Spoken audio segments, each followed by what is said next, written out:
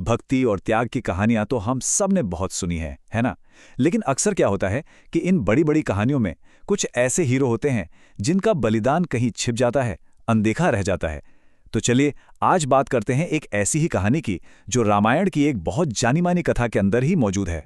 चलिए सीधे मुद्दे पर आते हैं। एक सवाल जो सुनने में ही नामुमकिन सा लगता है। 14 साल बिना एक पल भी सोए कोई सोच भी सकता है? ये आखिर हुआ कैसे? इसी सवाल के जवाब में एक अविश्वसनीय कहानी छिपी है। 14 साल, जरा इस पर गौर कीजिए। ये 1 या 2 दिन की बात नहीं थी। ये किसी की जिंदगी का एक बहुत बड़ा हिस्सा था, एक पूरा का पूरा दौर। 14 साल। तो ये कहानी शुरू कहाँ से होती है? ये शुरू होती है एक भाई के अपने बड़े भाई और भाभी के लिए बेपनाह प्यार से, और एक ऐसे प्रण से जो किसी भी इंसान की सीमाओं से बहुत परे था। तो हुआ ये कि जब भगवान राम और सीता माता को वनवास हुआ तो उनके छोटे भाई लक्ष्मण ने फैसला किया कि मैं एक पल के लिए भी अपनी आंखें बंद नहीं करूंगा। दिन हो या रात मैं जागता रहूंगा और अपने प्रियजनों की हर खतरे से रक्षा करूंगा। ये भक्ति का एक अलग ही लेवल था। पर यहां कहानी में एक बहुत बड़ा ट्विस्ट है। ये सिर्फ हिम्मत या इच्छा शक्ति की बात नहीं थी। अपनी इस प्रतिज्ञा को पूरा करने के लिए लक्ष्मण को एक दिव्य मदद की जरूरत थी। और जैसा कि हम जानते हैं, हर दिव्य वरदान की एक शर्त होती है। और वो दिव्य शक्ति थी निद्रा देवी, यानी नींद की देवी।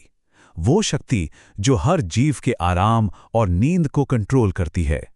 लक्ष्मण अपनी प्रार्थना लेकर सीधे उन्हीं के पास पहुंचे और उनसे 14 साल के लिए नींद से मुक्ति का वरदान मांगा। तो ये सौदा कुछ ऐसा था। पहला कदम, लक्ष्मण ने निद्रा देवी से उन्हें नींद ना आने का वरदान मांगा। दूसरा कदम, देवी मान तो गईं, लेकिन उन्होंने सामने एक शर्त रख दी। और तीसरा, जो सबसे जरूरी था, प्रकृति का संतुलन बनाए रखने के लिए अगर लक्ष्मण नहीं सोएंगे तो उनके हिस्से की नींद किसी और को लेनी होगी। तो अब सवाल ये था कि वो कौन था? कौन था जो किसी और के कर्तव्य के लिए अपनी जिंदगी के 14 साल सिर्फ सोने में बिताने को तैयार हो सकता था? ये कोई छोटा मोटा त्याग नहीं था। इस सवाल का जवाब, पता है, जंगल में पहरा दे रहे लक्ष्मण के पास था ही नहीं। इसका जवाब मिला दूर अयोध्या के एक महल में, जहां कोई चुपचाप इंतजार कर रहा था और जिसने ये बलिदान देने का फैसला कर लिया था। हाँ, वो थी उनकी पत्नी उर्मिला। वही उर्मिला जिनका जिक्र हम अक्सर कहानियों में करना भूल जाते हैं। उन्होंने ये असंभव बलिदान देने का फैसला किया।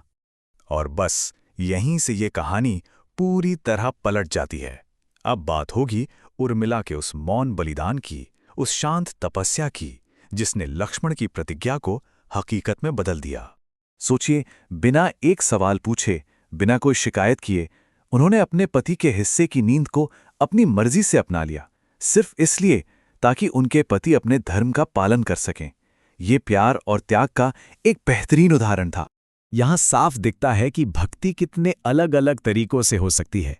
एक तरफ लक्ष्मण की तपस्या थी जो एक्टिव थी, सबको दिख रही थी, वो जंगल में धनुष लेकर पहरा दे रहे थे। और दूसरी तरफ थी उर्मिला की तपस्या, पैसिव, अनदेखी, महल में खामोशी से सब कुछ सहते हुए। दोनों ही अपनी अपनी जगह पर महान थे। तो उर्मिला के बलिदान को क्या चीज इतना खास बनाती है? पहली बात, ये पूरी तरह से निस्वार्थ था। दूसरी, ये पूरे 14 साल तक चला। तीसरा, इसे बिना किसी पहचान या वाहवाही की उम्मीद के किया गया। और सबसे जरूरी बात, यही बलिदान लक्ष्मण की असली ताकत बना। तो सदियों पुरानी ये कहानी आज भी हमारे लिए इतनी जरूरी क्यों है? ये सिर्फ एक पौराणिक कथा नहीं है, बल्कि ये हमें बहुत कुछ सिखाती है, हमें प्रेरणा देती है। और शायद यही इस पूरी कहानी का सबसे बड़ा सबक है कि असली ताकत या बहादुरी हमेशा दिखाने या जताने में नहीं होती। असली ताकत तो अक्सर उर्मिला के जैसे शांत, निस्वार्थ प्यार और त्याग में छिपी होती है। ये कहानी हमें इस एक सवाल के साथ छोड़ जाती है। जरा सोचिए, हमारे अपनी जिंदगी में हमारे आसपास ऐसे कितने ही शांत बलिदान रोज दिए जाते हैं जिन्हें हम शायद देख भी नहीं पाते। इस पर विचार जरूर कीजिएगा।